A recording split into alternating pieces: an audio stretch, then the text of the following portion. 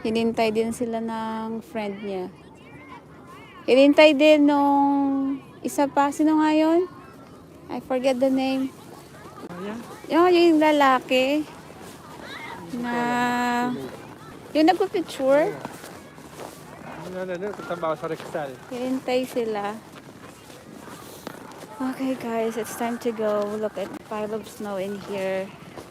May ipon dito sa school. First time ko dito na ganito ang naipon. Grabe. Tapos ang ninipis pa ng snow. Tayo dumaan sa kabila. Dito na tayo sa mas madalasi. Wag na doon. Ayaw mo na dun sa mas ano. Wag shortcut na ayaw. Let's go to the shortcut. Sa bill pa. Yan, maglakad na naman tayo. Mag-love shout sa aming mga manunood. Especially to our Philippine live viewers. Hello guys, kamusta po kayo? Magandang gabi sa Pilipinas. Nandito na naman kami sa snow. Nandito na naman kami sa 2 malamig weeks na ago, we lugar. were in Philippines. Which is nice and warm. Pagdating dito, lambig nga. May mga na-late pang bata, oh. Ay. Ang aga namin natulog kahapon. I think it's around 4 or 5.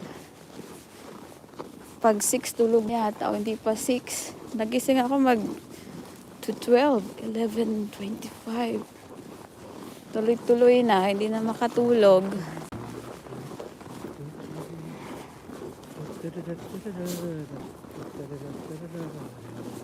Ay. Luway-luway lang kita ang kulog sa bitis. Dapat pala makabili pa ng medyas na makapal. Sino? Yung mahabang medyas. Ikaw? Hindi sa mga bata. Ano naman sila na ano? Sanay sila sa ano? Tanggal doon sa ano. Dito na yun. Malamig nga oh, ito. Malamig.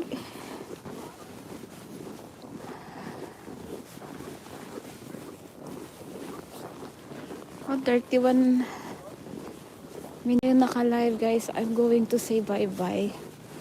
Magbabay-bye naman ako at parang hindi na makaramdam ang aking mga kamay. Kahit may gloves, ganun pa. Yan si Mr. San. Hola! Hi, San! Ayan o. Nandito tayo sa main road ulit.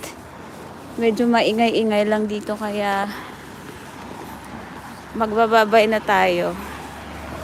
Thank you to our 3 likers at may naiwan tayong 2 live viewers.